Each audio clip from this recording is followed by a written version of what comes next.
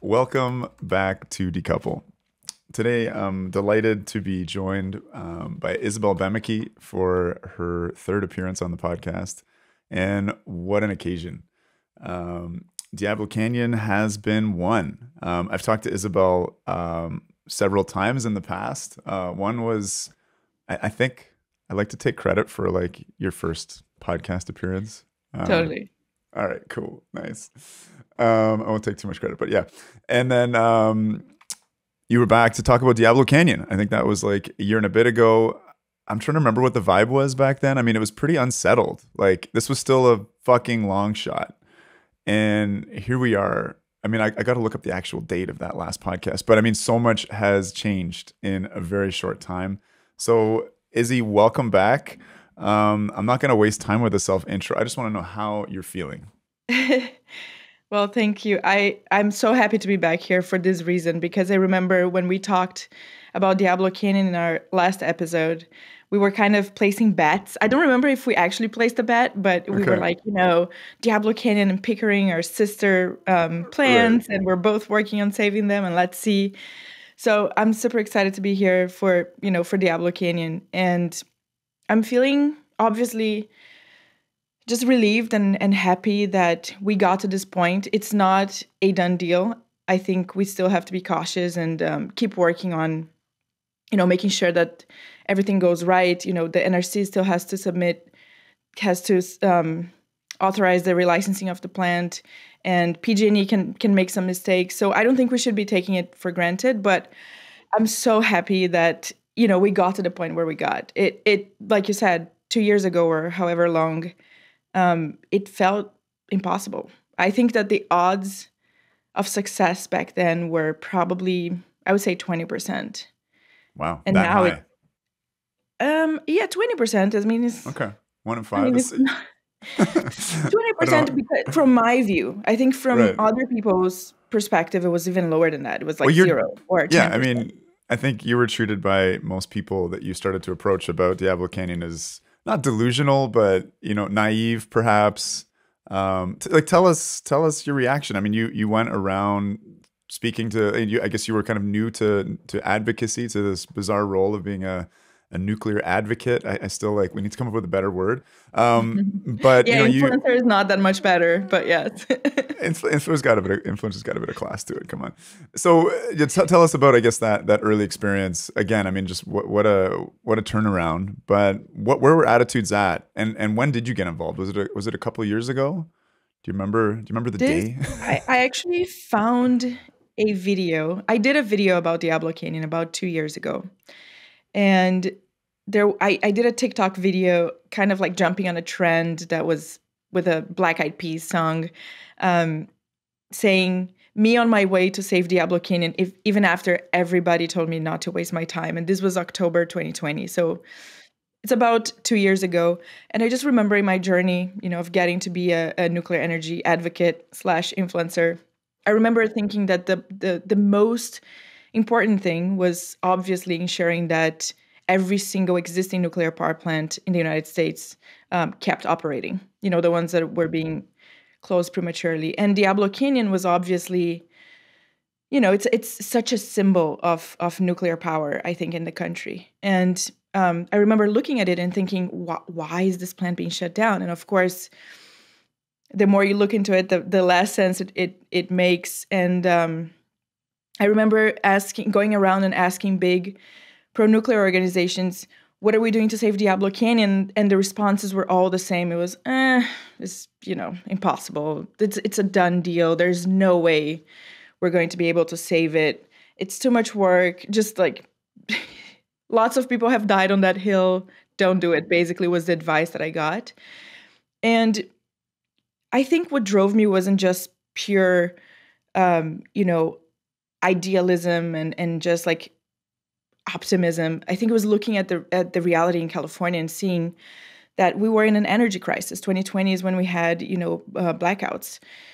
We were also obviously in a climate crisis.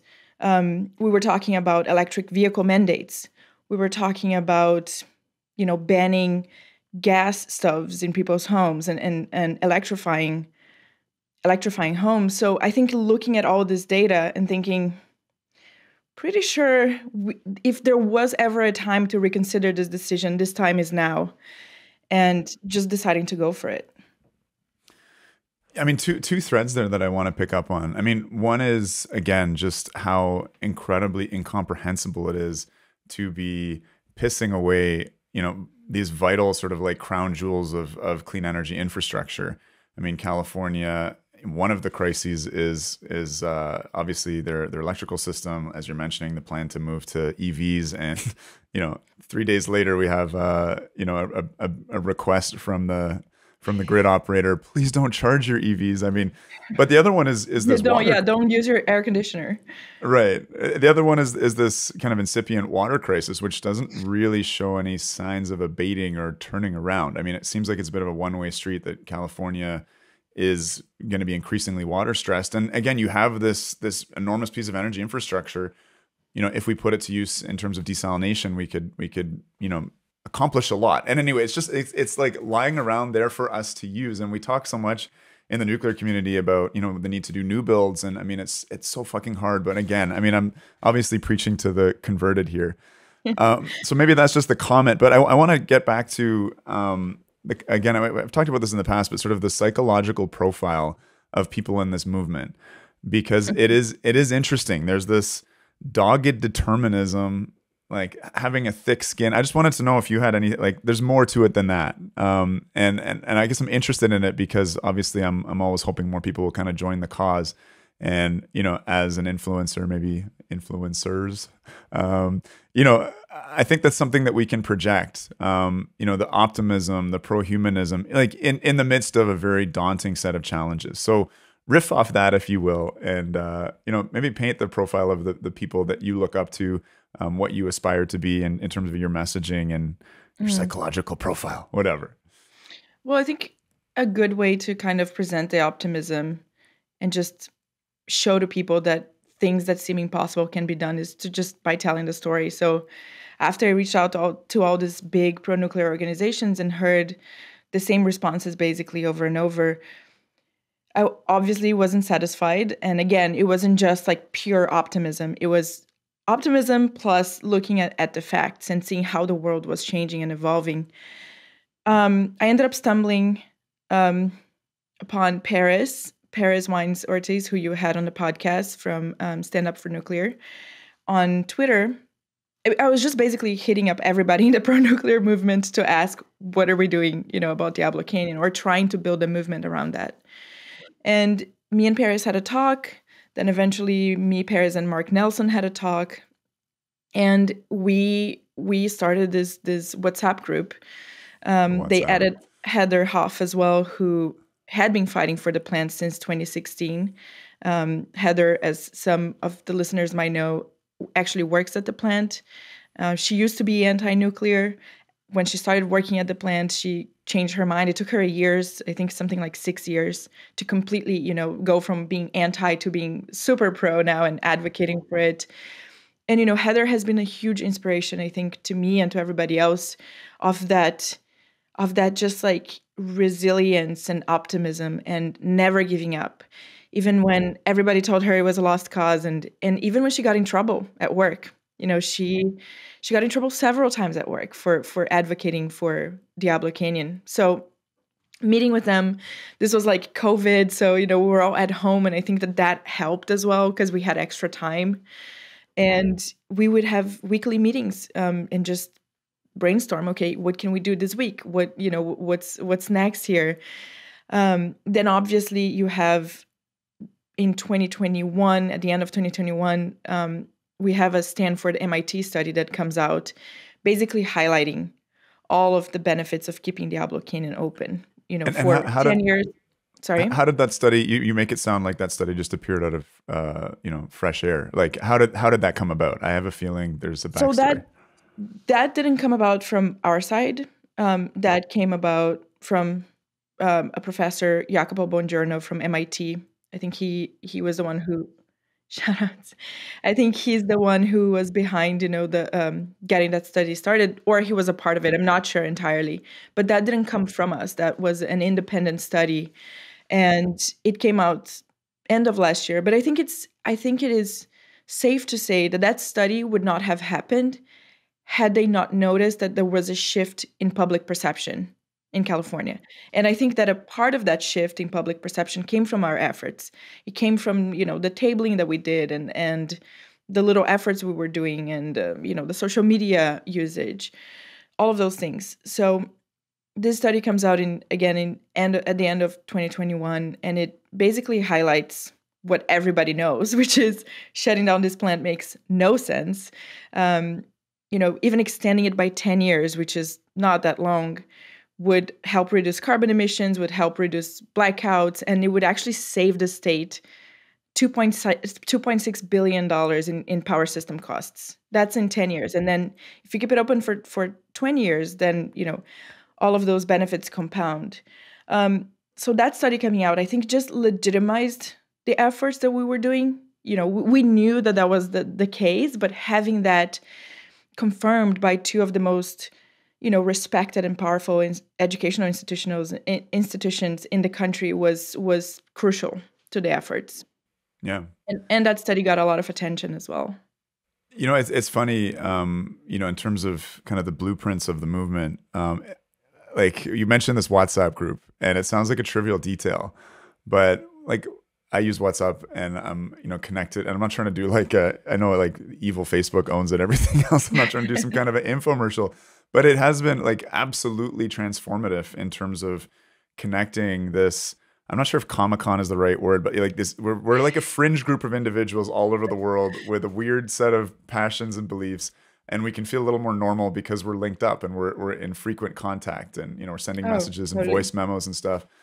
I mean, and the community, right? The sense of community that it gives you, and just the last couple of weeks, you're a part of our WhatsApp. Actually, you don't contribute too much because you're not fighting this fight, but I'm sure you look at the messages, and this last couple of weeks, it's been just incredible. We're all spread around the country, and some people internationally, like you and some other folks in Europe.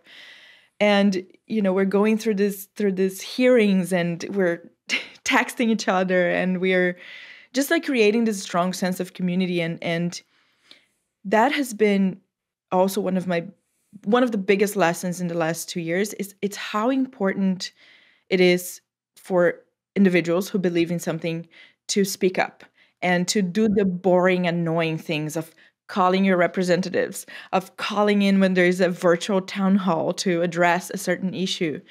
And I think all of that really only comes about when you have a community. Otherwise, you're just you yourself, at home trying to figure out how to call somebody. You don't know how to write an email to your representative. So that has been one of the biggest lessons for me, but that might be just because I have no background in advocacy or grassroots work. It's hard to believe, honestly, given all that you've done in the last couple of years. I love like all the shout outs that we're giving, to Paris, to Buongiorno, to others. I feel like I want to keep going with that. I mean, again, I've been on that WhatsApp group. That's where I got to meet Guido, or where I got to know him and his passion again through WhatsApp. I actually got to meet him at the Breakthrough Dialogues in June down in San Fran, which was amazing. Guido, I'm sure you're listening. Love you, brother. So talk about some of the other things that were done. When I think about Guido, I think about the laser light projections. Totally. But let's just, we talked about like the big kind of article, which was obviously hugely helpful. But walk us through some of the other things that sort of spun out of this group of advocates working together. So again, going back to the MIT Stanford study, because I think it was a pivotal moment. Obviously, lots of different scientists worked on that, and it gave our movement legitimacy, which was kind of lacking before, honestly, in terms of the hard facts and data. And then with that, it emboldened all of us to kind of jump on to the things that we were most passionate and most capable of doing. So, like you said, Guido, him and Ryan Pickering went around San Francisco with a projector, and I think Guido applied for a grant to buy a projector so that we could go around and project things about Diablo Canyon, project things about the rally, which we can also talk about, which happened in December last year. Oh, yeah. So, they were doing a lot of that. Then you have Generation Atomic, Eric Meyer, Alyssa Hayes, Madison, Jim Hoff, everybody, doing Generation Atomic is really good at, the calling the reps and sending emails and that kind of stuff. And they've been excellent throughout. We all just kind of fell into our natural, superpowers and worked together, and nobody, like all just like lone wolves kind of thing, but also collaborating at the same time. And then you also have, the Californians for Green Nuclear Power, which, have you interviewed them at all? I think I might have met their director at the Breakthrough Dialogues, but I'm not 100% sure. Yeah. Right. So they're like this, older guys who are like, I think, lawyers and engineers, and they've been fighting for the plant as well since 2016 and suing the state. And, so Right. everybody was doing things maybe disconnected, but all around the same time and together, which was also really inspiring in a way. And I feel like, and Michael Schallenberger in your previous episode, he mentioned the strife in the community and the fights, the little fights. But what I've experienced with Diablo Canyon has been the opposite. I feel like it really brought the pro-nuclear community together. And we had, all these organizations, again, the Californians for Green Nuclear Power, Mothers for Nuclear, Stand Up for Nuclear, Generation Atomic, Breakthrough Institute. We all came together and were working to save this plant. So it has been totally the opposite of my experience lately, at least with Diablo Canyon. So Izzy, prior to the rally, tell us a little bit about how you got folks out. And I'm particularly interested in whether folks from the plant itself joined in the Rally for Clean Energy. One of the ways was obviously through social media and WhatsApp, again, not to keep giving WhatsApp too many shout outs, but that was one of the ways. And the other way was just showing up for 3 days in a row around 6 p.m. at the gates of the Diablo Canyon Nuclear Power Plant, because that's when the workers would leave and the new shift would start. So we would stand outside, me, Heather, Hoff, Ryan Pickering, and Taylor, who works with me, with signs that said, rally on September to save the plant, let's save the plant. And it was, let me say, it was pretty cold and pretty brutal because we were there just standing with signs for about 2 hours, and we had flyers. And, we were, every time a car would come up, we would try to stop them, and they would open the window and be like, okay, what do you guys want? Meddling kids kind of thing.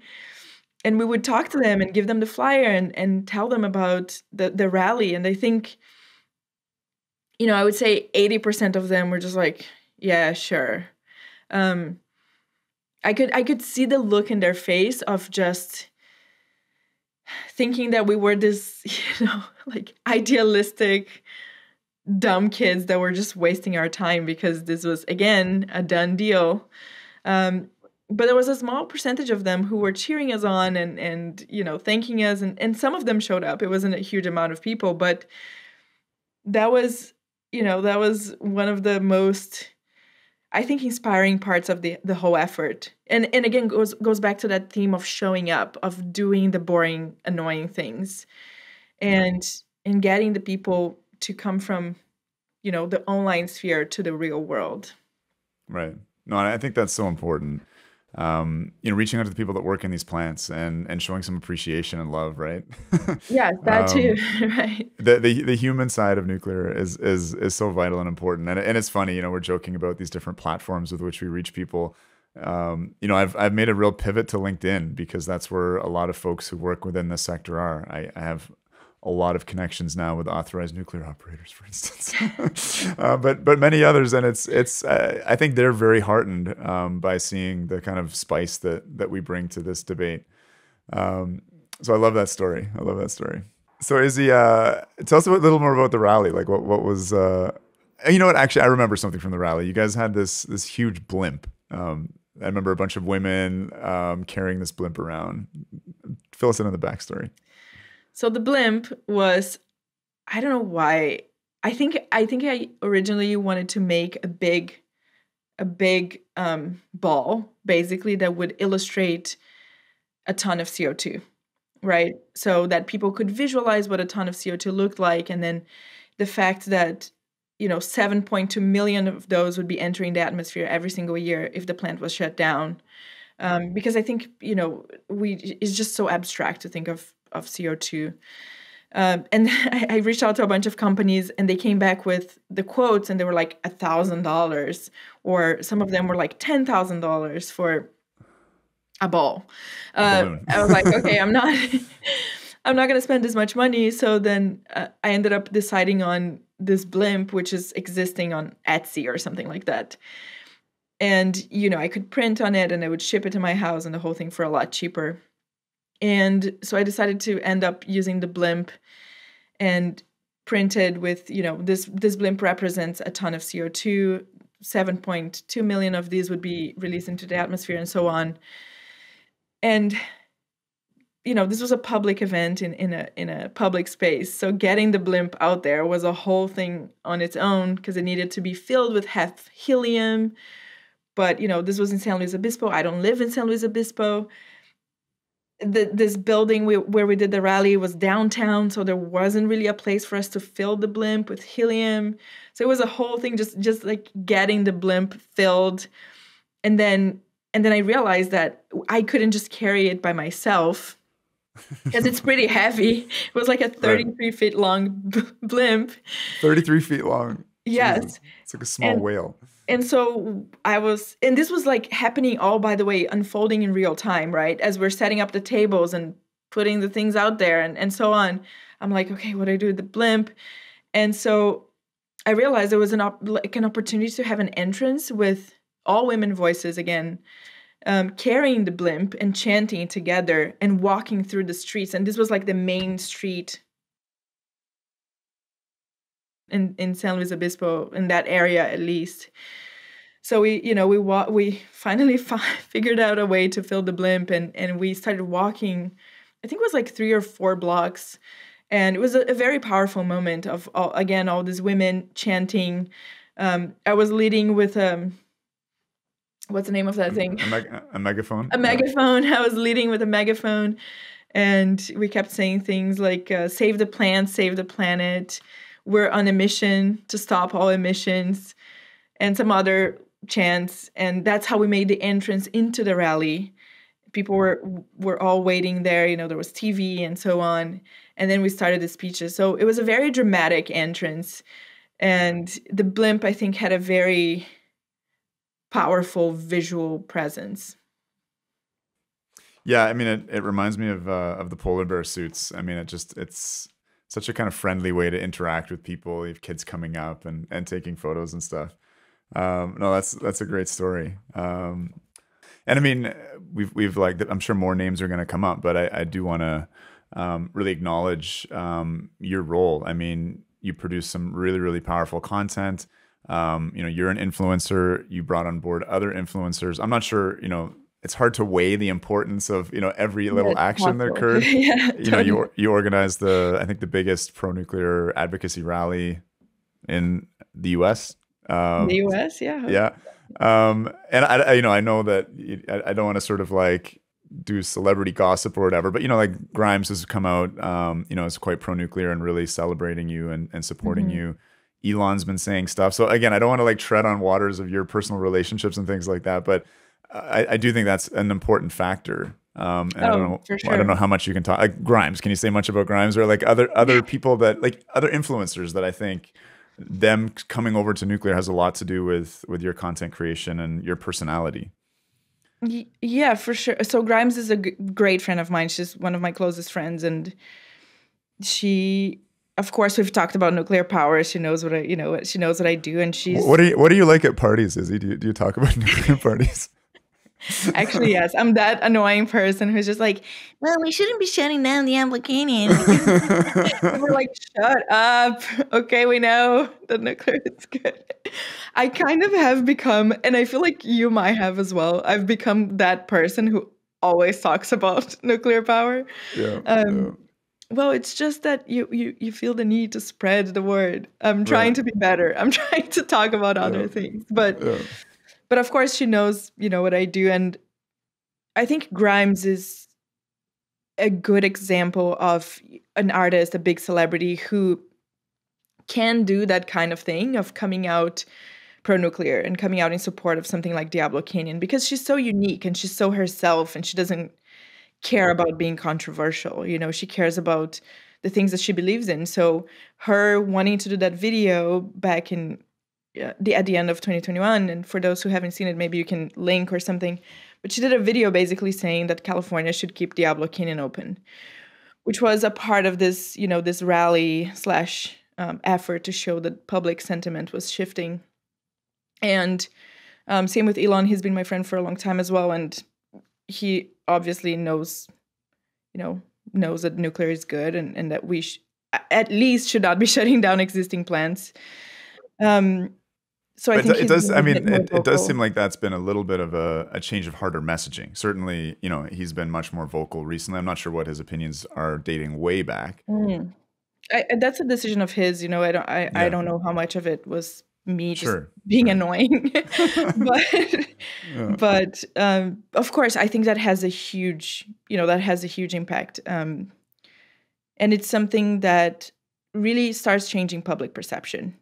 Because I'm my platform is really small. It's still very niche, but I think having known these people and having them come out publicly has been super important to the movement as a whole.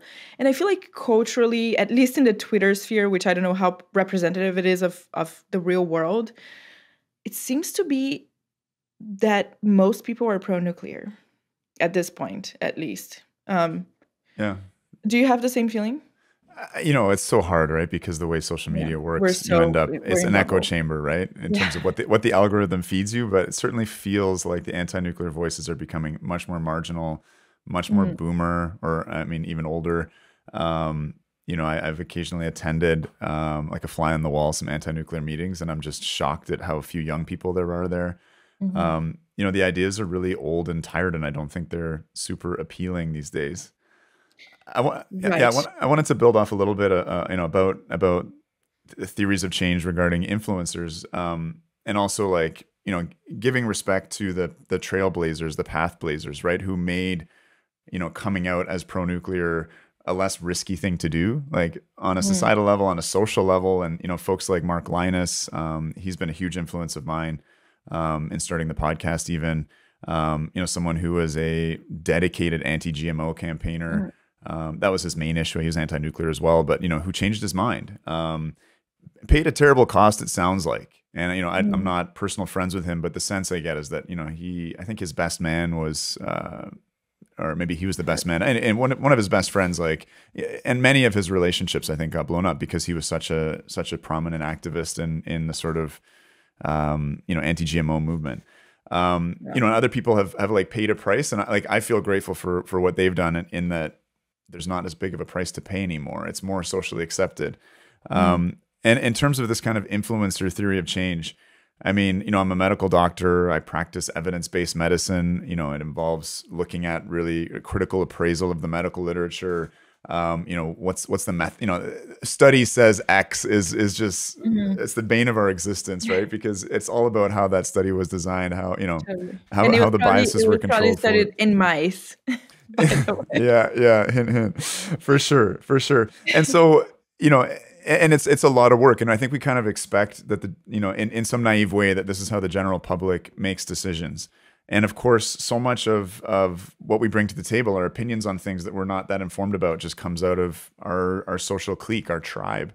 And so, having an influencer, getting to know them, getting to know their values, personality, that they're good people, and then saying, wow, they think nuclear energy is good. Like that really opens people up, I think, to investigating things more. And so I think, while I think I prefer, that rigorous study kind of thing. It's undeniable that influencers play a major part, and that it's been, incredible for Grimes and Elon and yourself and others to be jumping on the wagon. And I think it's making a big difference. I wanted to go a little bit backwards if we have enough time, but I just wanted to talk about a couple of things that we talked about in our podcast about Diablo Canyon. So, a couple of the reasons why I decided to work exclusively on Diablo Canyon, and people were like, work on Palisades, please work on this other plant. And I wanted to focus on Diablo Canyon for several reasons. One was it is just such a symbol of the anti-nuclear movement. The biggest anti-nuclear rallies happened because of Diablo Canyon. So I knew that changing that would mark such a shift on public perception. And the other reason was obviously is just like beautiful, which is like a kind of a shallow reason, but it is kind of like a poster. It's like a poster nuclear power plant. And but I think it was mostly because of this, like, if we can save Diablo Canyon, if we can change public perception around nuclear power in California, we can do it anywhere. Maybe not in Germany, but we can do it in most places.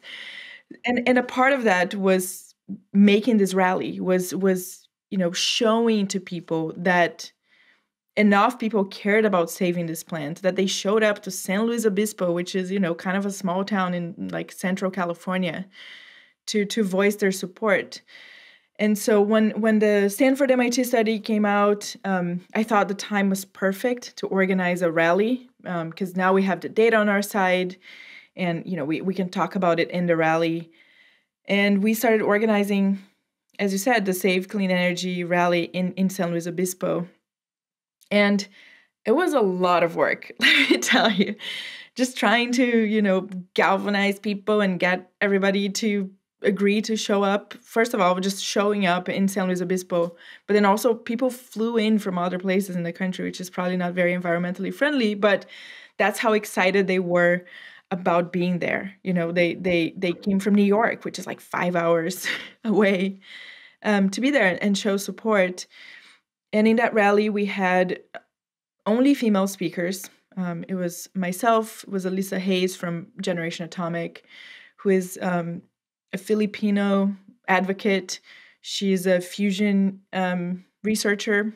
I believe she's getting her PhD or something. Then we had Carolyn Porco, who is a former NASA scientist, who is the person who actually got me interested in nuclear power to begin with. And she spoke at the rally. We had Don Ortiz-Legg, who is the district supervisor of the area where Diablo Canyon is located. It was just very inspiring and positive, and it had good vibes all around. And as you said, it was the biggest pro-nuclear rally in the United States, I believe. It was, I think at the peak, it was about 200 people. I know we're going to talk a bit later about an event that's going to be even bigger. I'm gonna make you talk about it, but we'll get to that. We'll plant that seed now. Yeah. Okay. It's funny when you talk about people traveling a long distance and how it's not necessarily the best thing for the climate. I think there's this kind of joke, right? And there's a big critique of this idea of like personal carbon footprints. But those of us involved in saving a nuclear plant, again, I think this whole offset thing is kind of bullshit, but it is kind of interesting, right? I mean, yeah. Eric Meyer and I collaborated on a meme around like, going vegan, saving a ton of CO2 a year, and not driving 2 tons, and saving a nuclear plant, millions of tons. But totally. Yeah. Anyway, that's an aside. So the rally was a big success. Again, like what I'm struck by, and I talked about this little bit with Michael, was just how unanimous this vote was. And that physics is king in the end. I guess Gavin has presidential ambitions and didn't want to leave behind a grid that was essentially a dumpster fire, and so maybe his hand was forced. But were you surprised by I think there was 4 votes against between the House and the Senate. There were some abstentions, but I mean this was a landslide in California of all places. A landslide. I was surprised by several things. I was surprised that Gavin Newsom changed his mind in the first place. Yeah. When we did the rally, as you said, it was pretty successful. We got we got a lot of coverage, and people kept asking me, who are you trying to talk to? Who are you asking to keep the plant open? And I kept saying Gavin Newsom, and all the like very intellectual people on Twitter were like, it's not his decision. This is a PG&E decision.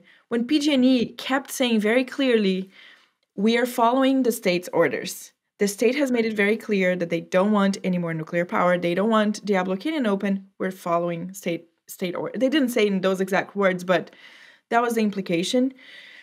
And this decision to shut Diablo Canyon was made by Gavin back in 2016. So for him to make that shift publicly, I have to give him a lot of credit. It's not easy. It's not easy in California, and it's not easy for the person who was behind this decision to begin with. So I think it shows that he's, at least he listened to some of the evidence. Whenever he publicly announced that he was reconsidering the closure, he mentioned two things. He mentioned the Stanford MIT study, and he mentioned something else that we can talk about, which was a letter signed by 79 of the top scientists, entrepreneurs, and energy experts in the country, urging him to keep Diablo Canyon open. So I think it shows that he's able to change his mind, and for that, I commend him a lot. So that was the biggest surprise. And it was very gratifying, obviously, to know that we were right on targeting him. And then the other biggest surprise, as you said, was just what a landslide it was. It was, I believe it was 100 votes yes versus 4 no's. And by the way, a couple of these no's were Republicans who were in principle for the plant continue operating, but they were just going against Gavin Newsom.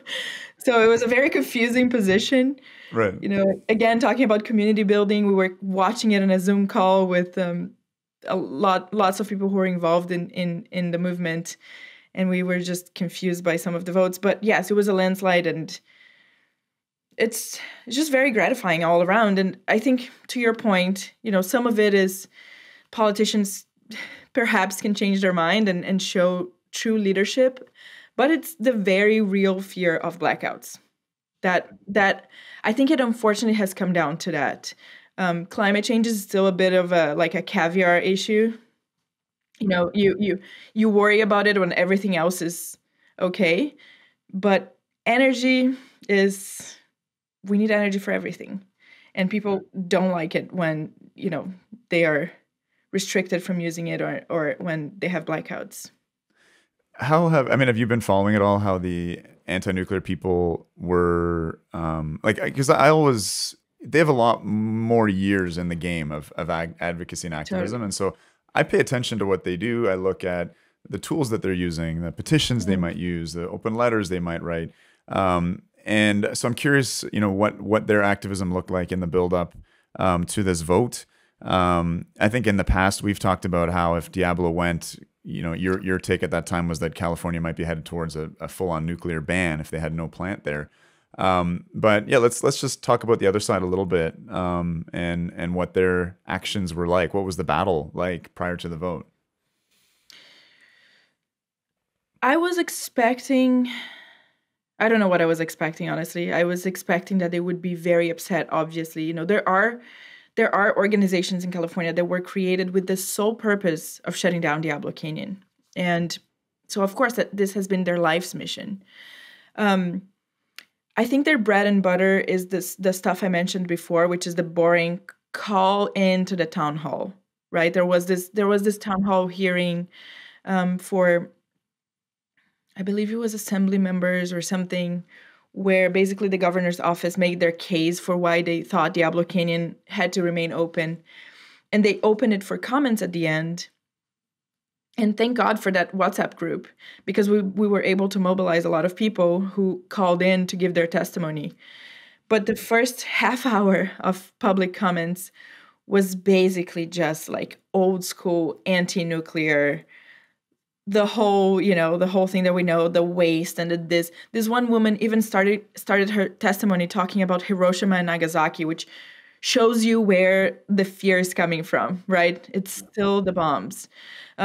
So that was their most powerful tool, was having the folks that call in, that send emails.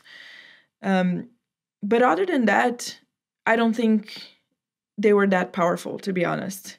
And a part of the reason is because they're older, and I don't think they have leveraged the more modern tools like, that the younger people in the pro-nuclear movement have been able to. So it was more of the like old school grassroots stuff. But it's been great to learn, because again, that matters. Had we not jumped on that call and had people put out positive testimonies towards Diablo Canyon, who knows? Maybe the future could have changed. Maybe not, because it was about, it was about blackouts at the end of the day, but who knows? Yeah, I mean, the Byron Dresden plants, that came down to a single vote. An absolutely extraordinary accomplishment by advocates there. I mean, Right. we know for sure that it was the advocacy. It was such a close call. And I absolutely think that the advocates have had a huge role in the Diablo Canyon battle in terms of, the justification that Gavin Newsom could bring forward, those Totally. arguments. At least in giving coverage, right? At least in people being able to say, people want this to remain open. So Yeah. whatever the impact was, I don't think it was zero. Oh, absolutely not. Absolutely not. What about like the larger, more powerful organizations? I mean, I always talk about the anti-nuclear, pro-nuclear kind of battle as a real David and Goliath struggle. I mean, it's the largest pro-nuclear rally in North America, or probably North America. I mean, we're trying our best here up in Canada, but we'll beat you guys now that we know we have to get over 200. Chris, have But you not learned by now not to compete with me? I'm a nuclear advocate. I never give up. All right, I never give up.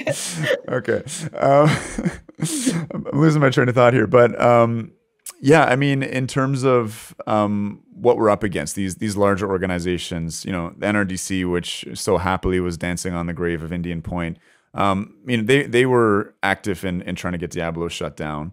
Yeah, no.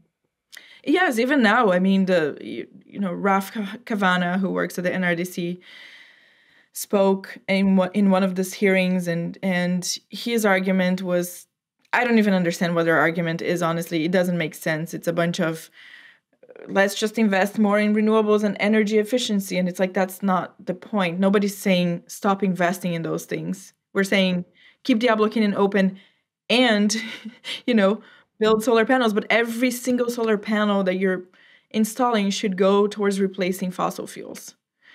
Every single wind turbine, every single battery, whatever farm should go to replace fossil fuels. So I can't even comprehend what the argument was there. Of course, the NRDC wasn't happy, but I also hear from a lot of people that things are changing, even within the NRDC. And these older voices who have been historically anti-nuclear, people are basically just waiting for them to retire to start voicing some more pro arguments.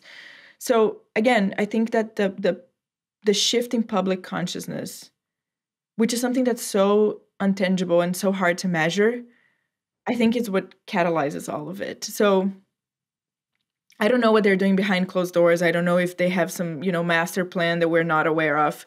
But in terms of their public efforts, they've not been very impressive. And we've even had people like Charles Komanoff, who is known for decades an anti-nuclear, I wouldn't say he was an anti-nuclear advocate, but he wrote books about why the nuclear industry would become too expensive and would ultimately fail. And he's, I don't know how old he is, but he's of that generation.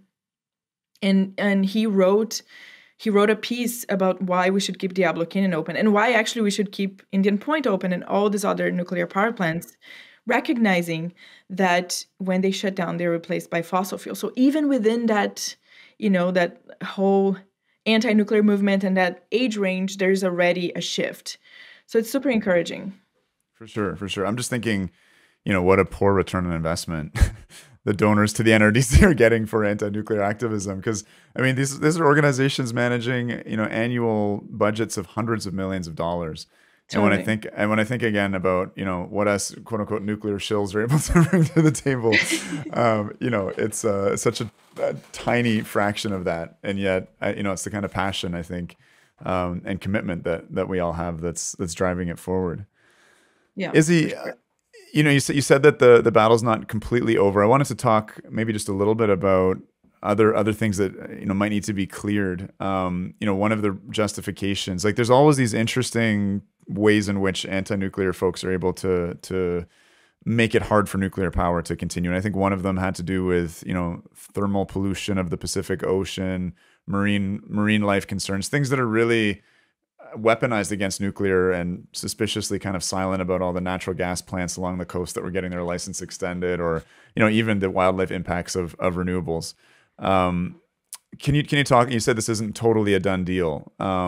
What more do we have to be doing and paying attention to in the months and I guess years that come?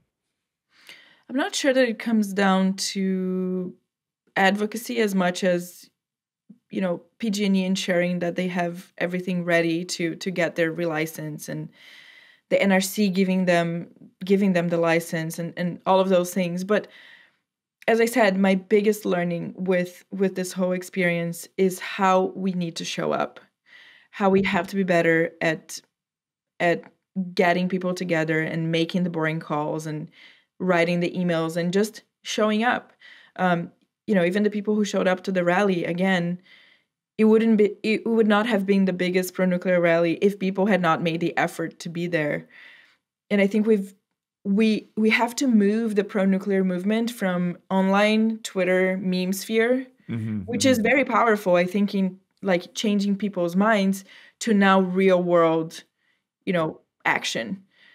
So just in general with Diablo Canyon, but as with any other plant, say in Germany or wherever, and then also just in building new nuclear plants, which also should be our goal instead of just fighting for the ones that are existing.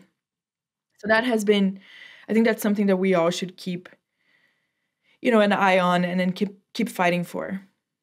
And another thing I think, and I know some people in the movement disagree with me, but I think building bridges with maybe with NRDCs of the world. I think some organizations are kind of impossible to reach at this point, but there are some big environmental organizations that I think, giving enough time and some of this, super anti-nuclear folks retiring and so on, can be turned around. And I think we should be building alliances because we're stronger for that. And we have our differences in the all of the above strategy, but I still maintain that it is all of the above, and that we should be fighting together, with our renewable friends and so on. So you've talked, I guess, kind of in vague terms about what we should all be doing. What's next for Izzy, and what's next for Isodope? Because I never know who I'm talking to. I feel like today I'm talking to Izzy. But Isodope is like a very unique look and voice, so you would know. I know. So what's next for you? I mean, Diablo Canyon's been such a huge focus of your life for the last little while. Yeah, I know. I don't have anything else to do now. I can just retire. What's going on? I'm done. Well, I think Diablo Canyon still, because this in the current plan, it only remains open for 5 years. I believe it should remain open for another 20 years. Because beyond the electricity production value, also have what you mentioned, which was the water desalination value. So I think that as long as we have fossil fuels on the grid in California, Diablo Canyon should remain open. And then beyond that, let's say we fully decarbonize the grid, we can still use Diablo Canyon's electricity to make fresh water. So Diablo Canyon is still a part of the fight. I think it's just a different battle at this point. You have some time to breathe. Yes, exactly. Yeah. And then ensuring that we can build advanced nuclear in the United States. That's where the DOE is investing a lot of their time and money. And I think that, objectively speaking, in the United States, AP1000s won't be built anymore, just judging by the Vogel experience. So how can we ensure that we're building the next generation of nuclear power plants? And it doesn't have to be like super exotic new designs. It can be existing designs that are adapted to be smaller and built in easier ways, like modular and so on. So I think that's the goal, the next steps. Okay. I don't feel like I'm revealing too much about your personal life, because you've talked about the fact that you're you're creating a human being right now. Um, I don't know. I just wanted to, if you're okay with riffing on that a tiny bit, just before this interview, I was just playing with my son, and it's something that keeps me, very pro-human, human focused. It's such a beautiful experience, and when sometimes you become kind of gritty and cynical and lose faith in people, it's a powerful moment. So I don't know if you have any reflections on that, but if not, I mean, just I'm excited for you. I actually do believe that having children is a vote of faith in the future. Is It's kind of saying, yes, things might look messed up right now, but I have faith that they will be better, and not in spite of us, but because of us, because we have the chance to actually make a difference. And if anything, this Diablo Canyon story, what I like the most about it is that it is an inspirational story of people can make a difference. People can achieve what other people deemed impossible. So I think that having children is kind of, the most real and tangible way of saying that without words. It's knowing that we can have an impact and that we can make the future better. Man, that is such a beautiful place to leave it. But again, I had that little teaser.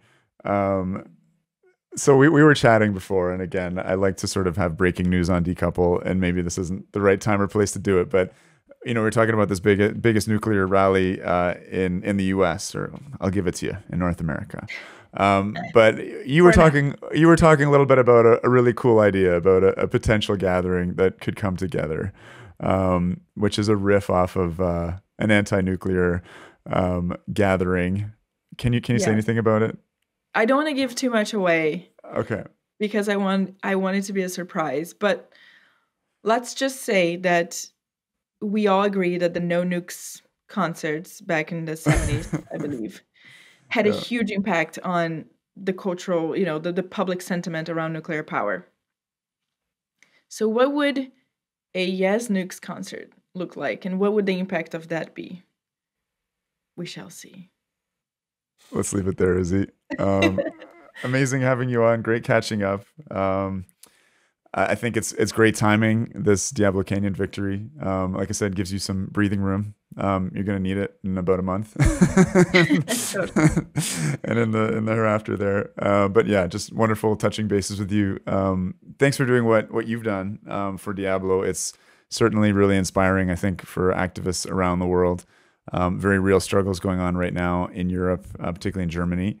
Also, our humble struggle up here in Ontario for Pickering, the sister plant of Diablo Canyon, as we've been trying to label it. So yeah, thanks for everything that you've done, Izzy, and looking forward to see what comes next. Thank you, and I hope this has created a blueprint for people and just inspire them to keep fighting. Thank you for Absolutely, having me again. absolutely. All right, bye for now. Bye.